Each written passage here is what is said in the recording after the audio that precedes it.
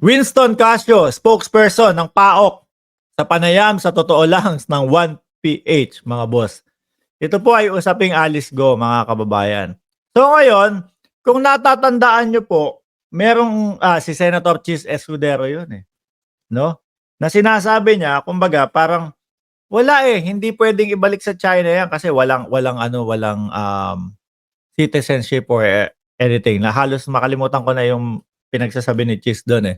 So eto naman po, paano natin daw ide-deport kung walang tatanggap sa kanya? Tatanggapin niya ng China. Di sa Mars na lang muna, ano? Pero wag na munang i-deport, mga kababayan. Kung talagang napatunayan po, no, na nagkasala itong si Alice Guo, mga kababayan, or Chinese name na Guo Hoping, Guo Hua Ping, eh wag mo nang i-deport. Ano ba naman kayo? Parang wala lang. Santambak ng ginawang mga krimen na nangyayari doon sa loob ng Pogo, tapos deport lang, parang hindi naghirap, no? So ikulong muna. Pagbayarin muna, pagdusahin muna, mga kababayan. Hindi pwedeng ganun-ganun lang. Di ba? Sa dami ng mga naargabyadong tao at meron pang mga sinasabi di umano na natetegi doon sa loob ng Pogo, tas ganun lang, deport. Oh. Paano natin i-deport kung walang tatanggap sa kanya? Maigting na sinabi sa atin ng mga counterpart natin sa China na dahil sa pag-give up niya ng Chinese citizenship, no? At pagkuha niya ng Philippine citizenship at Philippine passport, she has lost that right of a Chinese. Eh baka naman inekep lang yun. Di ba? Yung pasaporte. Baka inekep lang yun. Baka pineke. Hindi naman sa kung ano. She has lost that right of a Chinese citizen. So isang posibilidad itong si Guo Huaping ay magiging stateless. O di Pilipino na lang, di ba? Sige, Pilipino na lang. Pero syempre dapat ang bagsak niyan oblo. Kapag ka napatunayan ho, mga kababayan. Florendo Cabanting, sabi, spy yan, Boss Mark, pakawala ng China. Ninong niya, si Digongyo, sabi ni Florendo Cabanting. Di ba? Kailangan pagbayaran muna ho yun. Oh. Eh kung talagang igigiit na hindi na Chinese at stateless na, oblo ang kapupuntahan. At maganda ho dito, mga kababayan, yung ginagawa nilang naka-monitor na sila na hindi makakalabas ng bansa itong si Mayor Alice Guo, mga kababayan. Kasi pwedeng takasan lang yan eh. Maging kagaya nung partner niya, maging kagaya nung kanyang kasosyo sa negosyo na talagang pilit pong pinaghahanap ng batas. Eh ngayon, talagang madulas ho eh.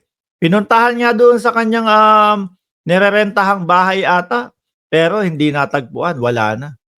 Isa sa hinihinala kung bakit hirap na hirap silang hulihin, mga kababayan, eh dahil gumagamit daw po ng chopper. Hindi natin alam kung itong chopper na ginagamit para makalusot, makalabas, makaalis agad kapag nandiyan na, no?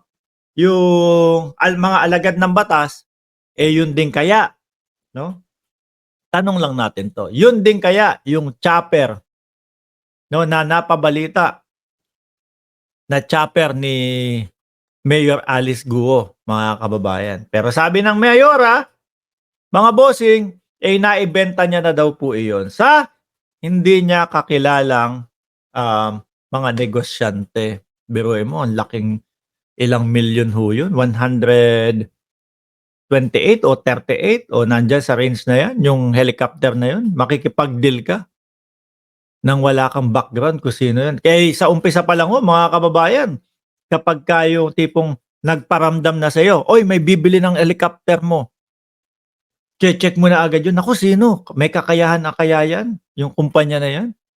Diba, i-check mo na, kakabisaduhin mo na. Pero yung kanya, ni wala siyang alam kung sino yung mga bumili ng kanyang helicopter. Kaya naiisip natin, hindi kaya, no? Tanong lang, hindi kaya yung ginagamit nung pugante, mga kababayan, na si Kibuloy. Ay, bakit naging Kibuloy?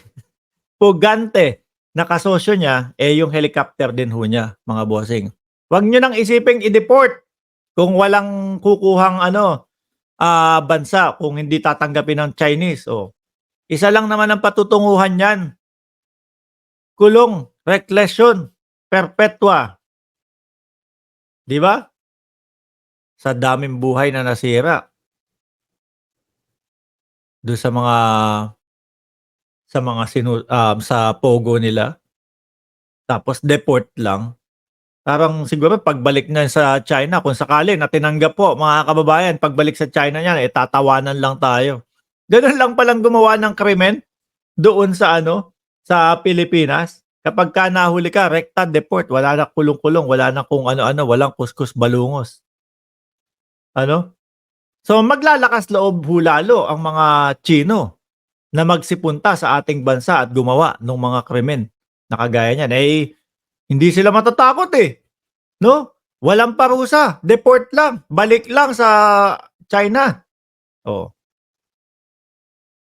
Dapat alam nyo po, mga kababayan, mapiga pa to ng lalo Sa nakikita ko ho, sa mga nadidiscover ngayon, mga kababayan, sabi nga ho ni Senadora Risa Ontiveros, mga bossing, tip of the icebergs lang to, siguro. Madami pang maaano dyan, madami pang mas mahahalungkat. Baka nga talagang spy ng China yan.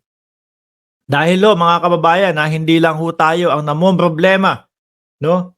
Doon sa ginagawa ng mga Chino na pinapadala nila sa Estados Unidos, sa Canada. Meron silang mga pinapadalang mga tao, mga spy. Meron pa nga pulis yata, kung di ako nagkakamali, yung sa New York yun. Sabi ni Jay Postma, hello idol, watching from, ano yung NL? Watching from NL. Ayan, shout out po sa inyo. An example must be made or else the Chinese kawatans will continue their operation in Philippines. Kaya naman ho yan ng mga nandito mga kababayan. Kasi itong mga nakakaraan, puro deportation lang ang nagiging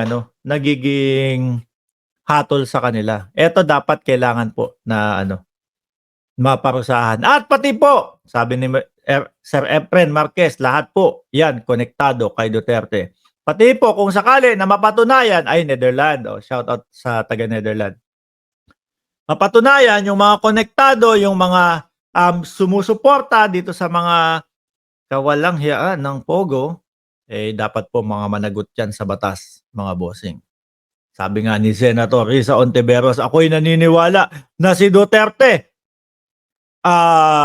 nasa likod nitong si Mayor Alice Guo. Tapos sabay pakita ng picture na nasa bahay ni dating Pangulong Duterte. Hay nako. 2016 to 2022. Tama, 2016 to 2022.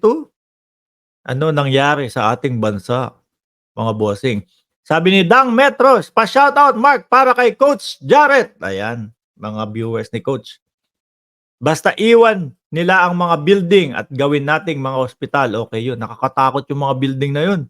Lalo na yung torture area doon, mga kababayan. Baka ang dami nang nagpaparamdam ho, mga bossing Chief Amo Sir. Sa sobrang dami ng ay nako, ayoko na magsalita ng ganun.